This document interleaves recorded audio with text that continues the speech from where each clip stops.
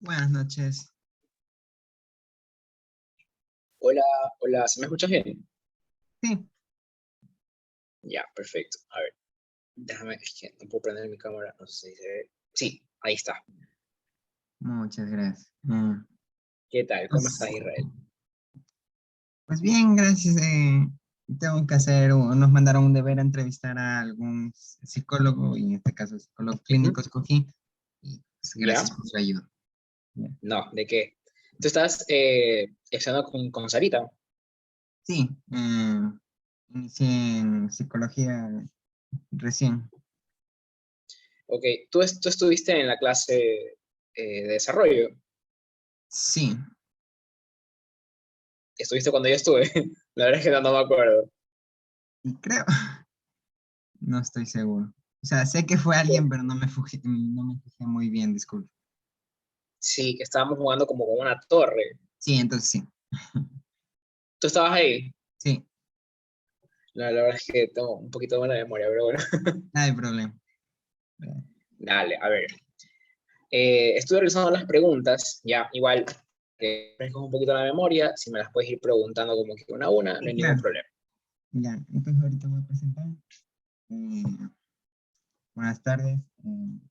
Le voy a hacer 5 preguntas al psicólogo clínico Giancarlos Martínez y Ujú. comencemos. Gracias por aceptar. ¿Por ¿De qué qué? decidió esta carrera y considera que conlleva alguna dificultad?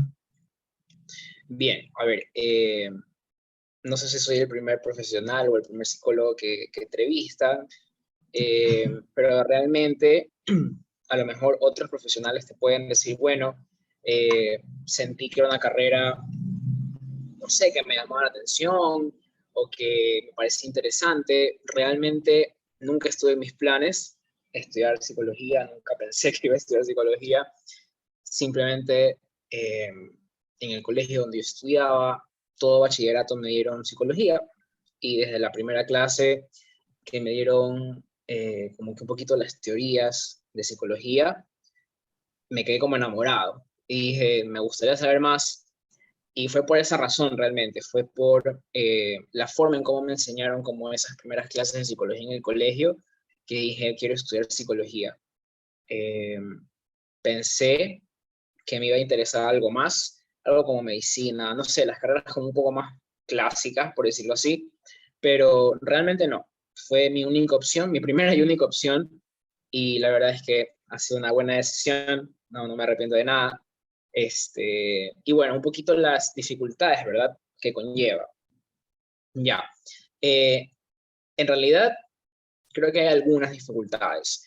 Primero, el hecho de que, bueno, Ecuador en sí no es un país que tú digas, wow, nos encanta leer bastante y somos unos lectores súper innatos, que nos comemos libros todos los días. Realmente la cultura de la lectura en nuestro país es como un poco básica, por no decir pobre, y una de las dificultades que tanto para mí como para otras personas que también estudiaron conmigo, era eso, la parte de las lecturas, porque son lecturas un poco más profundas, lecturas muy fuertes, dependiendo también de la corriente teórica, psicoanálisis, cognitivo-conductual. O sea, hay como mucho a nivel de esta como área de la lectura que a muchas personas se le dificulta y yo considero que esa es como una parte fundamental, obviamente, para nuestra carrera, porque nos toca seguir aprendiendo bastante todos los días. Pero sí es como algo muy fuerte para aquellas personas que no tienen tal vez desarrollado el hábito de la lectura,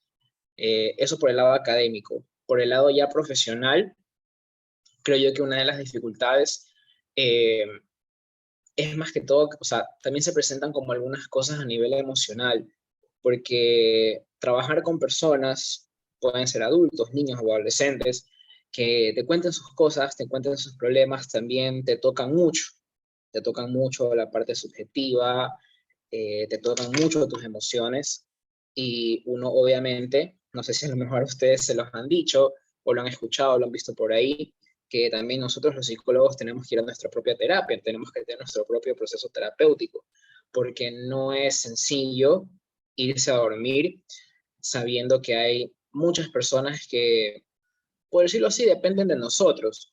porque los escuchamos, porque nos necesitan, pero al mismo tiempo para nosotros es muy duro como lidiar con todo eso, y también a veces pueden aparecer como ciertas dificultades a nivel social, emocional. A veces si hay casos muy fuertes, me ha pasado que me han tocado mucho algunos temas y no salgo de mi casa, o me quedo como callado por un buen tiempo, o prefiero como que analizarlo y pensarlo y trabajarlo obviamente en mi terapia, pero creo que sí hay como que tomar la importancia a esta parte de lo que uno recibe también de los demás, y que tampoco se puede como tomar a la ligera. Otra de las dificultades que también creo que hay en nuestra carrera es que muchas personas piensan que nosotros, por estudiar nomás 5 años en la universidad, ya sabemos absolutamente todo, y no es así. Tenemos que prepararnos todos los días. Entonces, realmente, ¿dónde aparece la dificultad? Cuando a veces en las consultas, los padres, los adultos, los adolescentes te hacen preguntas y te dicen, pero bueno, es que usted debería saberlo, usted es el psicólogo. Y bueno, obviamente la experiencia te va como puliendo un poquito en responder ese tipo de cosas, y a veces también, así como hay especialidades médicas, también hay especialidades en psicología. Entonces, irles explicando que efectivamente hay psicólogos, sí, pero también cada quien tiene su especialización, sus temas para abordar. Entonces también como lidiar con las reacciones emocionales de las personas cuando no encuentran lo que están buscando en el psicólogo, también es una dificultad, porque piensan que nos las sabemos todas, y que necesitan también una respuesta como que inmediata, una solución inmediata, y no siempre la van a encontrar. A algunas personas les puede funcionar ir una vez al psicólogo, así sea que hayan, no sé, como liberado muchas cosas, que hayan hablado un millón, que el psicólogo le haya dado como que uno que otro tip, perdón, pero en general sí es como interesante pensar que tenemos que lidiar con esas respuestas y tenemos que aprender a responder de manera adecuada, y eso obviamente no te enseñan en la universidad, te lo enseñan los pacientes. Habrán muchos libros de teoría que te dirán, sabe que la ética se maneja de esta forma, o una guía para formación de psicólogos, pero a veces trabajar en el día a día con los pacientes es lo que realmente como que te enseña a decir, bueno, tal vez me puede medir con esta palabra, tal vez ya no voy a decir esto, tal vez puedo haber hablado en otro tono, ya, y tú solito vas como descubriendo eso de ahí. Eso para mí son como algunas dificultades que al menos a mí se me han presentado en general, tanto en la universidad como dentro de la práctica clínica como tal. Gracias. Como ya mencionó, de que a veces le toca algún tema o algún paciente, ¿cómo lidia, cómo se siente a lidiar con todos esos problemas que escucha y le toca afrontar? Bueno, como te digo, no es nada fácil, aunque no creas. También tenemos emociones, sentimientos, también somos personas, también tenemos nuestras propias experiencias. Muchas veces, cuando nos graduamos, a veces nuestros padres, eh, no sé, nos ven ya graduados, ya profesionales, y piensan que todos tenemos que ser serios, como muy rígidos, muy formales, pero la vida no siempre es así. También todos tenemos que tener nuestros espacios de distracción, de esparcimiento social, o sea, como un espacio de nosotros sin perder nuestra esencia. O sea, el hecho de que seamos psicólogos no implica que dejemos de ser personas, porque tampoco es que somos superhéroes. Pero realmente, como te digo, mi forma de lidiarlo, principal, terapia. Mi terapia a mí me ayuda bastante, no solo por el hecho de a veces incluso comentar acerca de mis casos con mi psicóloga, sino que también me ayuda como a poder regularme y a entender que algunas cosas que los pacientes traen a las consultas no son necesariamente temas relacionados o lanzados como directamente a mí, sino que, como te digo, a veces hay temas que tocan nuestras emociones, nuestras propias historias, y ahí es cuando uno se choca como que con esa realidad y obviamente tiene que trabajarlo. Entonces, por lo menos para mí, mi forma principal de lidiarlo es yendo a terapia. Si es que no tengo la posibilidad o si es que existe alguna dificultad para ir a la terapia, sea presencial o sea virtual, creo que una buena forma también de poder, más que lidiar, como poder reconocer todo esto que me está pasando cuando vienen personas y me cuentan problemas y me siento muy agobiado. A veces también leyendo sobre los temas que llevan las personas a las consultas, también como que te ayuda un poquito a disipar y a entender que no es algo contra ti, no es algo que te están como que metiendo full carga negativa, sino que es algo como más profesional.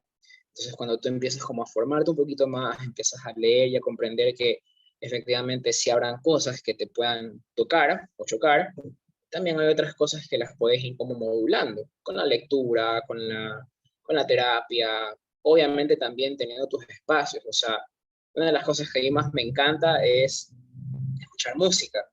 Y obviamente, si termino una sesión muy agobiado, cojo mis audífonos y me quedo, no sé, encerrado unos 15, 20 minutos para respirar, para escuchar mis canciones favoritas, para tratar de que en ese momento yo no me desborde tampoco, porque a lo mejor media hora después tengo otra consulta y tengo que estar bien.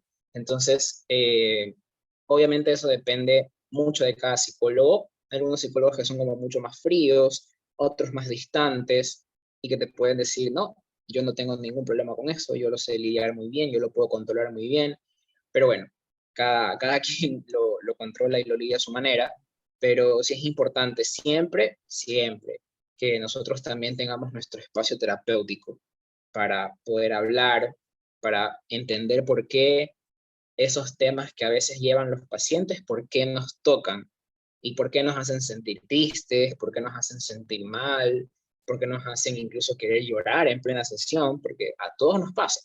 Entonces, eso. Ya. Mm, Y respecto, digamos, cuando, por ejemplo, sobre todo pacientes menores de edad, ¿cómo Ujú. maneja eso de la confidencialidad y su ética profesional y cómo si toca, cree que algo debe comunicar a los padres o solo Claro. mantenerlo entre paciente y terapeuta? Sí, bueno, el tema de la confidencialidad también depende mucho de la corriente teórica, ¿verdad? Que estés manejando y también obviamente de la formación profesional. Independientemente de eso, uno tiene que siempre tener como que claro eso.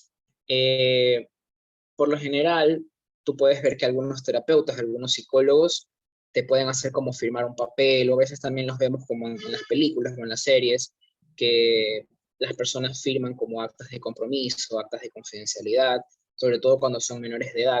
Pero en realidad, dentro de mi práctica clínica, que más, digamos, mi práctica privada como tal, que son más personas adultas, el hecho de poder, en la primera consulta, por ejemplo, verbalizar y decir, bueno, me presento, soy Giancarlo Martínez, soy psicólogo clínico, explico un poquito más o menos la forma de cómo es mi trabajo y enseguida les digo, bueno, también es importante mencionarle que este espacio es un espacio para que usted pueda mencionar todo lo que a usted le molesta, todo lo que usted desee, sin que piense que de aquí va a salir algo. O sea, puede tener la plena confianza y seguridad de que en estas cuatro paredes casi que todo se queda aquí.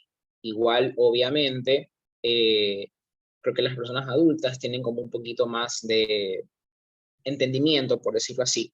Pero cuando se trabaja, por ejemplo, con niños, que es como trabajamos con tía Sarita, ¿verdad? Sí tenemos, por ejemplo, algunas cosas relacionadas a la confidencialidad. Por ejemplo, una de las más importantes es que si es que sigues a Sarita en redes, también ella publica mucho acerca de su trabajo, acerca de lo que hace con los niños. Entonces, en general, nosotros también tenemos como estas pequeñas actas, ¿verdad? De, por ejemplo, permiso de fotos, ¿ya?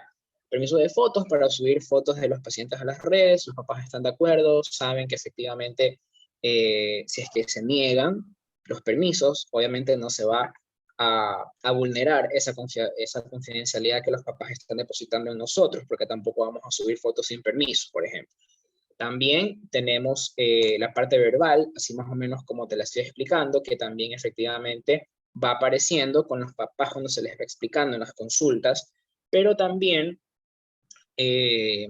a veces ellos están como muy pendientes de preguntarnos como, ¿y qué dijo el niño? ¿O qué dijo la niña? Y nos puede decir, o a veces como efectivamente hay muchas personas que, hay como muchos papás también ansiosos y siempre están como preocupados de todo lo que pasa dentro de la consulta. A veces también quieren estar metidos dentro de la consulta, quieren estar como encima de todo el trabajo y obviamente se les explica que efectivamente los niños son sus hijos, es verdad, pero que habrá cosas que queden nomás dentro del espacio terapéutico para fines terapéuticos, ya no porque sea algo negativo, porque sea algo malo, sino porque a veces son cosas que incluso por las mismas dinámicas familiares, por las mismas dinámicas de los padres para con los hijos, son como a veces muy complicadas, siempre y cuando eh, no sea algo que pueda atentar, por ejemplo, con la vida de alguien más. O sea, si viene a mi consulta alguien que, no sé, me dice que desde hace meses viene planificando un tiroteo o que quiere matar a alguien, o sea, ese tipo de situaciones, uno como profesional sí tiene que tener cuidado en poderlo tal vez notificar o reportar a tiempo, porque, y obviamente comunicarle a la persona, si está de acuerdo o no, eso será como cuestión suya, pero nosotros como profesionales tenemos la obligación de que cuando un paciente o una persona que está dentro de nuestra consulta eh, comunique, verbalice o tenga las intenciones conscientes, ¿ya? Y muy claras de a lo mejor atentar contra la vida de alguien o contra sí mismo, sea niño, adolescente o adulto, es importante notificar a los representantes, a los tutores, a las personas que están a su cargo, a los cuidadores, ¿ya? Obviamente si es un adolescente o un menor, si es un adulto, a las autoridades correspondientes, pero sí es importante que nosotros también podamos manejar esa parte dentro de la confidencialidad. El hecho de que podamos notificar eso de ahí tiene que estar por escrito también, pero al mismo tiempo también no ahondar mucho en detalles, ¿verdad? Para que tampoco la imagen pública de la persona se vea como deteriorada o afectada, pero en general así manejamos nosotros la confidencialidad, tanto de la parte verbal como la parte escrita, de los permisos para las redes sociales, si hay papás que a lo mejor no quieren verse involucrados en este tipo de acciones, se lo entiende y se lo respeta, y vamos como nosotros un poquito como filtrando, ¿verdad? Esa información.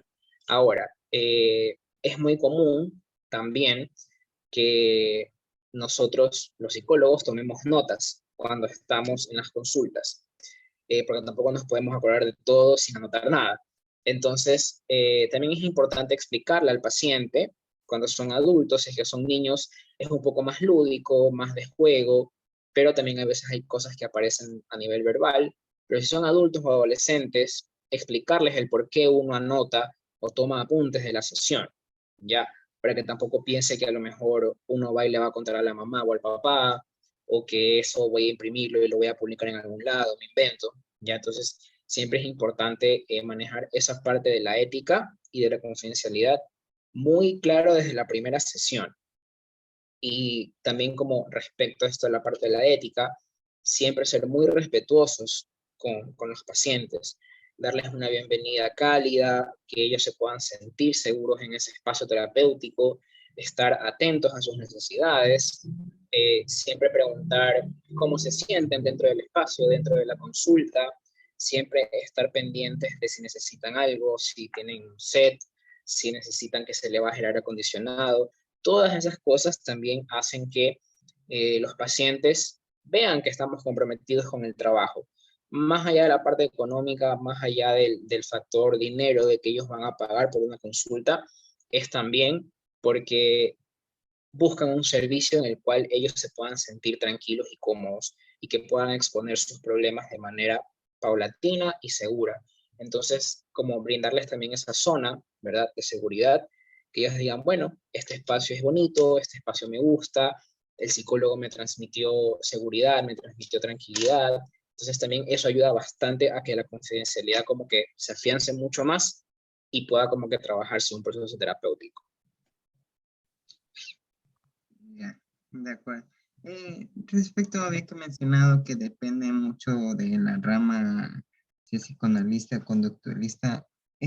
¿Usted con cuál se maneja y cuál cree que es la diferencia, o sea, de lo que usted ha visto? Bueno, eh, yo me gradué en la católica, así que la católica es psicoanálisis así, purito.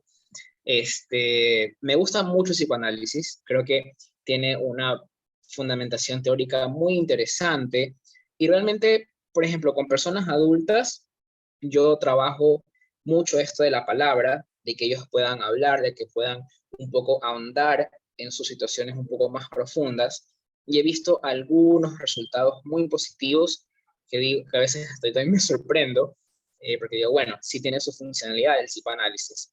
Otras personas pueden decir que el psicoanálisis no les sirve, pero realmente algo que he aprendido en mi práctica es como a no hablar mal de ninguna corriente teórica, porque de nada sirve que los psicólogos nos peleemos, que el psicoanálisis es mejor, que el conductivo conductual es mejor. O sea, es lo que le funciona al paciente. Si al paciente le funciona de maravilla el psicoanálisis, el paciente escogerá psicoanálisis. Si al paciente le llama muchísimo más la atención una terapia cognitivo-conductual, pues qué bien. O sea, hay gustos para todos. Entonces, no hay como que pensar cuál es mejor, cuál es peor, o que no sé, siempre hay esa disputa entre todas las escuelas de psicología. Ya eso en historia de psicología también lo van a ver cuando ya aprendan también un poco más otras cosas. Pero en realidad, dentro de mi práctica, como te digo, cuando son adultos, y aunque a veces puedas escuchar que manejar muchas corrientes teóricas es como contraproducente, porque no tienes como muy claro tu objetivo, pero con los adultos depende mucho también de las necesidades. Eh, yo, como te digo, me gradué en la católica, pero fui algunos años ayudante de cátedra en materias de cognitivo-conductual. Entonces, tras que ya había visto mis clases, obviamente de mi carrera de cognitivo-conductual, fui ayudante de cognitivo-conductual, entonces siempre tuve como que todos esos conocimientos súper frescos y también los aplico con los pacientes. Entonces, dependiendo de la necesidad del paciente, aplico psicoanálisis, un poquito más de asociación libre, que ellos puedan elaborar otras más cosas, pero también, dependiendo de lo que me van diciendo en la consulta, vamos aplicando ciertas técnicas cognitivos conductuales, ciertas herramientas que son como más dinámicas, ¿ya?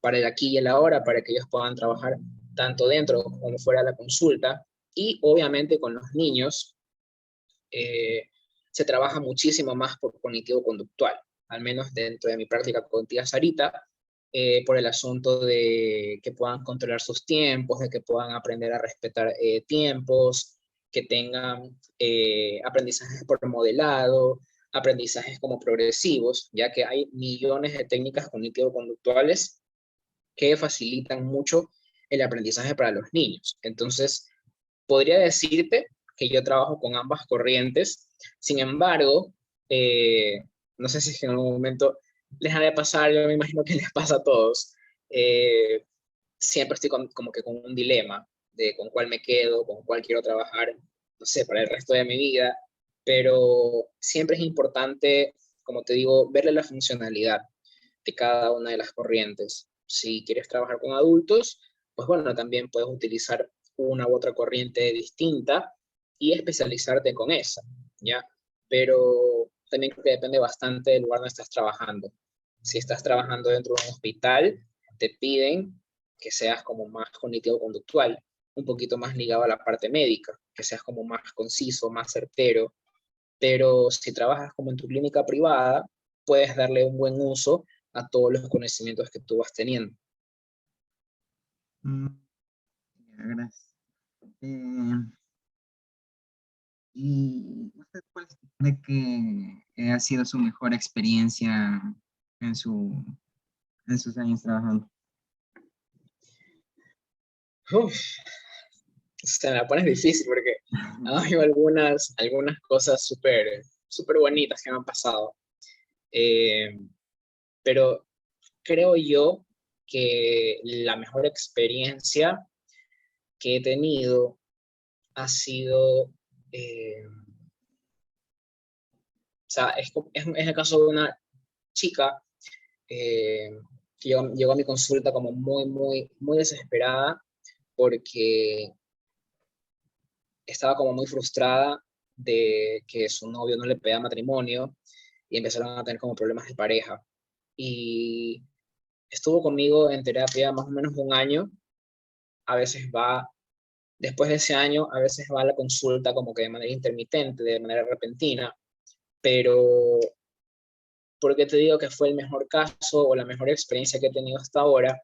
Porque de la persona que fue a la primera consulta hasta la última, hubo un cambio completo. O sea, realmente creo que a ella le funcionó muchísimo, por ejemplo, el psicoanálisis, trabajar con esta parte de la palabra, de que pueda verbalizar sus emociones, de que pueda sanar muchas heridas de su infancia, de su adolescencia, le ayudó a entender muchas cosas de su relación actual, que incluso cuando hacíamos como estas pequeñas, no sé, como realizaciones dentro de la consulta y ambos nos dábamos cuenta de cosas que aquí iban apareciendo, ambos nos sorprendíamos y como te digo, fueron tantas sorpresas y tantos cambios en tan poco tiempo, o sea, en el año, que a la final eh, ella tomó otra actitud respecto a su pareja y se terminaron casando. Y lo bonito de todo es que eh, me invitó, pude ir a compartir un momento con ella, obviamente de manera como eh, profesional, un poquito más alejado, tampoco tan como invasivo, porque también uno tiene que respetar la relación que tiene con el paciente.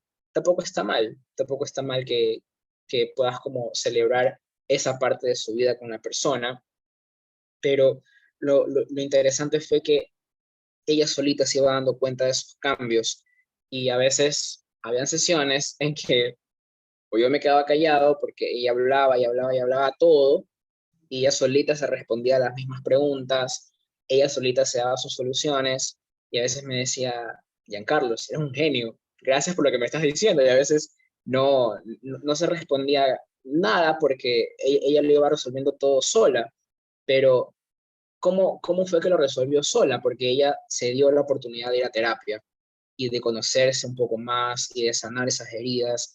Entonces creo que ha sido un buen caso y siempre como que lo tomo de referencia porque justamente fue mi primera paciente adulta a nivel como profesional. Entonces, obviamente, al principio me ganaban los nervios, yo pensaba que no me iba a salir nada bien, pensé que iba a fallar, porque obviamente eh, me gradué y empecé como a trabajar de manera particular, pero me di cuenta de que efectivamente cuando uno se prepara, cuando uno lee, cuando uno también va a su terapia, el trabajo viene por añadidura y uno va aprendiendo también de todas sus experiencias en la clínica, de sus pacientes, incluso hasta de lo que te dice tu psicólogo o tu psicóloga, ¿ya? No sé, si en algún momento también tú quieras ir a terapia, a veces vas a recordar muchas cosas de lo que te vaya a decir tu psicólogo o tu psicóloga, y vas a decir, cierto, esto de aquí me comentó mi psicólogo, mi psicóloga, voy a intentar aplicarlo a ver cómo me va. Y así vas también como aprendiendo a manejar tus casos. Pero bueno, esa es como una de las mejores experiencias que he tenido, sobre todo por los resultados que tuvo. O sea, el hecho de que ella estaba a punto de terminar su relación, tuvo algunos bajos, hubo algunas cuestiones con otras personas involucradas, pero aún así logró cambiar, logró mejorar, logró sanar y se terminó casando. Y cuando fue el momento de su boda, me vio, me abrazó y me dijo, gracias, gracias a ti, estoy en este momento de mi vida y pues nada, cuando te dicen esas cosas, no sé, no sé cómo explicarte, pero son cosas muy bonitas que te pasan. que tú dices, bueno, estás haciéndolo bien, a pesar de que te lanzaste así como que al mundo real, con todos los miedos y las inseguridades que eso conlleva, pero lo lograste. Entonces, te podría decir que esa es mi mejor experiencia trabajando, hasta ahora. Gracias por compartir. La última pregunta. Laboralmente, ¿cuál creen que han sido las salidas que ha visto o que ha tomado? ¿En qué sentido? O sea, laboralmente. O sea, apenas me gradúo. Sí, ¿cuál cree que son las salidas que ha visto o que se le ha podido usted personalmente obtener? Bueno, de manera general te podría decir que al principio eh, las salidas fueron como muy concretas. O sea, no había como mucho ámbito laboral en ese momento, porque fue previo a la pandemia. No habían como muchas vacantes en casi ningún lugar. Por lo general siempre te dicen que uno de los primeros trabajos de un psicólogo es en una escuela, como parte del DS, ¿ya? Pero ni así, no tuve como esa oportunidad de poder tener como esa salida laboral en la parte educativa, pero creo que otra salida importante que sí pude como palpar, ¿verdad? Más que todo por algunas entrevistas de trabajo que tuve, eh, hay muchas fundaciones y muchas ONG que buscan psicólogos graduados, recién graduados, que tengan experiencia en ciertos temas, que también efectivamente no es como una plaza laboral que, que las universidades te dicen usted va a poder entrar ahí, porque a veces no se las toma mucho en cuenta, porque a lo mejor o no son instituciones, no sé, conocidas a nivel internacional o son tan reconocidas, o a veces son, como te digo, ONG que no tienen el suficiente apoyo y por eso buscan redes de profesionales jóvenes para que puedan como moverse un poco más. Pero eso en general de mi experiencia, hasta que obviamente, eh, digamos, pude como entrar con Sarita y también conocer otro mundo distinto al de la psicología, que es el de la parte de la psicopedagogía, que realmente no, tampoco lo escuchaba como tanto en apogeo, y ahora que ya estoy dentro del trabajo y que ya he palpado algunas situaciones y experiencias, te podría decir que una de las salidas laborales más importantes, diría yo, desde mi experiencia, es la parte de la psicopedagogía y el desarrollo infantil, porque siempre es importante que un psicopedagogo o psicopedagoga tenga a la mano a su psicólogo clínico o psicólogo general que también puede especializarse en evaluación psicológica, en la terapia como tal, con técnicas conductuales, porque es importantísimo poder trabajar a tiempo con ellos, más que todo con los niños, que se puedan detectar ciertas dificultades a nivel de aprendizaje, cognitivas, emocionales, y poderlas trabajar con tiempo con ellos, con las familias, y hacer un abordaje interdisciplinario, que a veces también es muy difícil poder encontrar profesionales que quieran como aliarse a nosotros, ¿verdad? Porque a veces siempre ven a los psicólogos como, no sé, ah, sí, son psicólogos, ya como que lo último, la última rueda del coche, aunque suene feo, a veces lo hemos aprendido así. Eh, pero en general sí te podría decir que una salida muy chévere y muy llamativa es el poder trabajar con niños, sea que trabajes en un DS de una escuela o que tengas la oportunidad de trabajar en un centro de terapias, un centro de psicopedagogía, un maternal, un kinder, algo que te involucre con los niños y que tú puedas entender y comprender cómo van creciendo, cómo se van desarrollando, porque eso también como que te va ayudando a entender eh, posibles problemáticas que se puedan generar en un futuro o que las podamos como prevenir o detectarlas a tiempo para trabajar a tiempo, ¿ya? Entonces sí creo que al principio para algunos las salidas pueden ser como un poco sesgadas, muy cerradas también porque no todos encontramos trabajo al principio, pero si es que a lo largo de la carrera, incluso hasta, por ejemplo, los tutores sombra. Hay bastante trabajo para tutor sombra, ¿ya?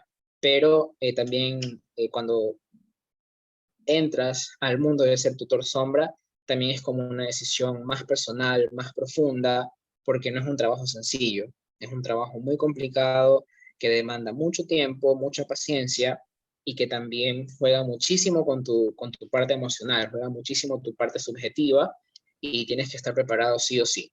Entonces, esas te podría decir que son como las salidas laborales como más frecuentes, pero que efectivamente eh, si no estás bien preparado, si a lo mejor no tienes como la suficiente fuerza, interés, vocación, podrías estar incluso trabajando en algún lugar que no te sientas completamente lleno o completamente feliz al hacerlo.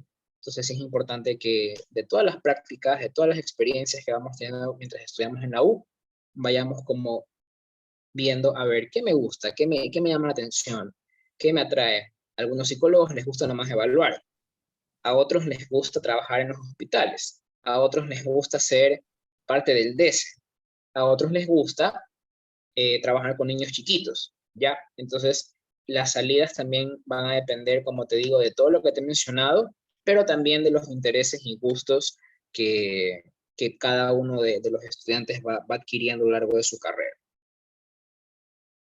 Ok, muchas gracias por todo lo que ha compartido.